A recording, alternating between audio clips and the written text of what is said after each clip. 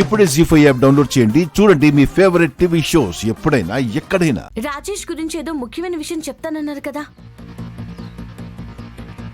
అదేంటో చెప్పండి. చెప్పు మేనక, వాడి చావుకి కారణమైన వాళ్ళు ఎవరో నీకు తెలిసిందా? అదే అయి ఉంటుందమ్మా, లేదంటే ఇక్కడ దాకా వస్తారా? ఏంటి పిన్ని అంత ఆలోచిస్తున్నారు? ఏం చెప్పాలా అని అమ్మా. ఏం చెప్పడం ఏంటి పిన్ని? డైరెక్ట్ గా వచ్చి చూపిస్తాను అని కూడా చెప్పారు కదా. అది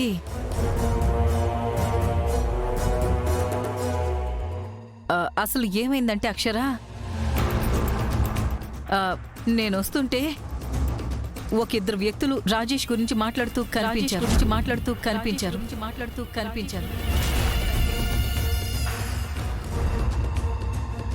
ఏం మాట్లాడుతున్నారు? రాజేష్ ని మూడో కంటికి తెలియకుండా చంపేశాము.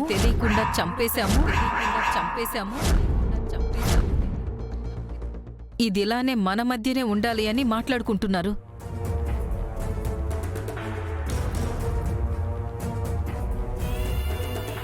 వాళ్లే చంపారేమో అనుకుని వీడియో తీసి అక్షర్కు ఫోన్ చేశాను. ఎవరు వాళ్ళు? అప్పుడే తెలిసింది అక్షర, అదేదో సీరియల్ షూటింగ్ అంట.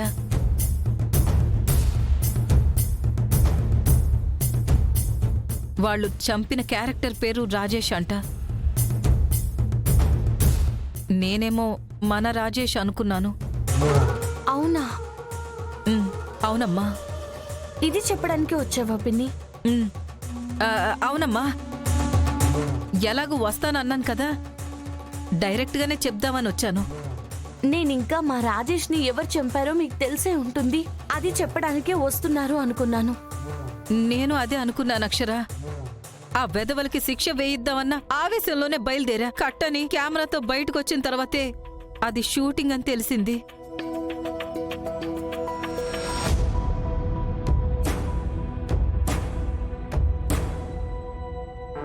మీరు తీసిన ఆ వీడియో ఏది? ఏ వీడియో అక్షరా? అదే వాళ్ళు మాట్లాడుకుంది సెల్లో తీశానన్నారు కదా, అది.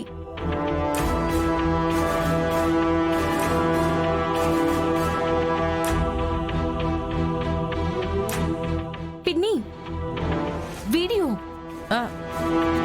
అది అదే అమ్మా. అది టెలికాస్ట్ అవ్వకుండా తీయకూడదంటమ్మా, అందుకే డిలీట్ చేసేశాను. తెలిసిపోయింది అనుకున్నాను, ఇలా అయిపోయింది. నువ్వైనా ఎంక్వైరీ మొదలుపెట్టి ఆ కిరాతకులెవరో తెలుసుకోమ్మా. ఆల్రెడీ అది జరుగుతుంది పిన్ని. ఎంత తెలివైన వాళ్లైనా తప్పించుకోలేరు. నువ్వు కనుక్కుంటే తప్పులేదులే, నేను చెప్తేనే తప్పు. ఏంటి పిన్ని, ఇంకేమైనా చెప్పాలనుకుంటున్నారా? ఆలోచిస్తున్నారు? నా ఆలోచన ఇంకేముంటుంది అక్షరా, నా ఆలోచన అంతా నా మనవరాల కోసమే. దొరుకుతుంది పిన్ని. పాప ఆచూకీ కూడా తెలుస్తుంది. తన తల్లిదండ్రుల దగ్గరికి త్వరలోనే చేరుతుంది. ఈ మాట అన్నావు చాలమ్మా, కాస్త ధైర్యం వచ్చింది. వస్తాను.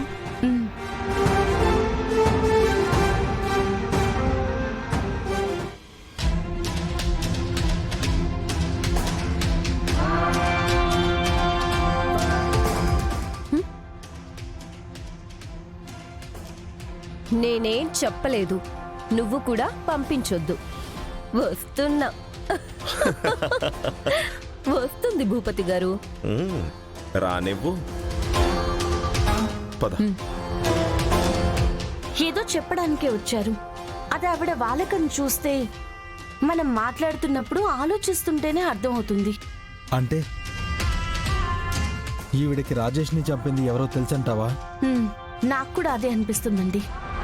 పసి వయసులోనే అమ్మ పెడితేనే వచ్చిందా పొట్టు.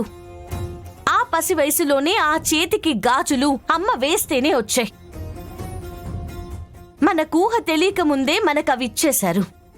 మనతోనే వాటిని మమేకం చేసేశారు. పొరపాటున మర్చిపోయినా తిట్టి మరీ బొట్టు పెట్టుకోమంటారే. బొట్టే ఆడపిల్లకి అందం, బోసిగా ఉండకూడదు అంటారే. పెళ్ళైన స్త్రీ కూడా బొట్టు ధరించకుండా ఉండకూడదు, అదే భర్తకి రక్ష అనేవాళ్లు కూడా ఉన్నారు కదా. మరా రక్ష ఇప్పుడు శిక్ష అయిపోయిందా? చెప్పండి, ఆ బొట్టు ఇప్పుడెందుకు అడ్డమైపోయింది? ఎందుకు అడ్డంకిగా మారిపోయింది? మధ్యలో వచ్చిన భర్త చనిపోతే పుట్టుకతో అలవాటు చేసిన బొట్టుని ఎందుకు తీసేయాలి? అసలు ఆ భర్తకి బొట్టుకి సంబంధం ఏంటండి? ఏంటి? నేను చెప్పనా? ఎవరో పని లేని వాళ్ళు పెట్టిన సంబంధం ఇది.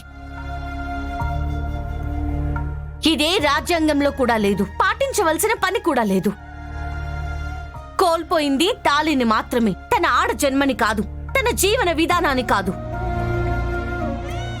ఏంటలా చూస్తున్నారు? మనసు ఇంకా అంగీకరించటం లేదా? మీకు భర్త చనిపోయిన ఆడది ఏడుస్తూ ఓ మూలను కూర్చోవడమే బావుంటుందా? మీరనే సూటిపూటి మాటల్ని పడుతుంటేనే మీకు నచ్చుతుందా? మళ్ళీ ఆడదంటే ఆదిశక్తి, ఈ శక్తి, ఆ శక్తి అని ఉపన్యాసాలు ఇచ్చేస్తారు. ఆచరణలో మాత్రం ఎవరు పెట్టారో కూడా తెలియని, ఊరు పేరు లేనోడి పెట్టిన ఆచారాలే కావాలి. మనం ఇంకా వెనకబడి పోతున్నాము అంటే వీటి వల్ల కాదా?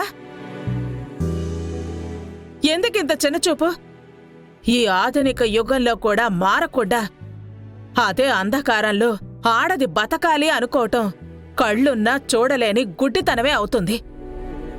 అవయవాలున్నా పనిచేయని అవిటితనమే అవుతుంది. ఇవన్నీ మూర్ఖత్వపు ఆలోచనలే అవుతాయి, సందేహమే లేదు. అది కాదండి బుజ్జమ్మ గారు, అందరూ చేసేదే కదా మేము చెప్పింది. అదే మేము అంటున్నది. ఆ అందరూ ఎవరు? ఇది శాసనమని లిఖించిన చరిత్రకారులు కాదు కదా. అసలు ఎందుకు తీయాలి, ఎందుకు చెయ్యాలి అని చెప్పకుండా అది చేయకూడదు, ఇది ఉండకూడదు అని మాత్రమే చెప్పి ఆ అందరిలో ఉండే కొందరి మాటలే మనం ఎందుకు నమ్మాలి? ఏ భార్య చనిపోతే భర్త ఏమైనా గుండు కొట్టించుకుంటున్నాడా? తెల్ల బట్టలతో ఒక మూలను కూర్చుంటున్నాడా? అతను ఎదురొస్తే రాకూడదని మీరేమైనా ఎదురుస్తున్నారా? లేదు కదా. మరి మనకి మాత్రం ఎందుకు ఈ బోనస్లు? మనకున్న సమస్యలు చాలవనా ఇవి కూడా ఇప్పుడు? ఇవేవీ అక్కర్లేదు. మనతో పాటే పెరిగిన మన అలవాట్లతోనే మనం ఉందాం. జీవిత భాగస్వామి లేడు కదా అని జీవితాంతం మన రూపురేఖల్ని మార్చుకోవాల్సిన అవసరం లేదు. ఐదోతనం లేదు కదా అని 4 గోడల మధ్య సమాధి చేసేస్తే అక్కడే చచ్చిపోవాల్సిన కర్మ లేదు. ఆ గోడల్ని బద్దలు కొట్టుకొని రావాలి. స్త్రీ ధైర్యంగానే ఉండాలి, ఆదిశక్తిలాగే బతకాలి, తల ఎత్తుకొని తన మనుగడని సాగించాలి, గుర్తించే వరకు పోరాడాలి, సమానమే అని నిరూపించాలి. ఆరంభం ఒక్క అడుగుతోనే మొదలవుతుంది. అది నా చెల్లెలి అడుగుతోనే ప్రారంభమవుతుంది.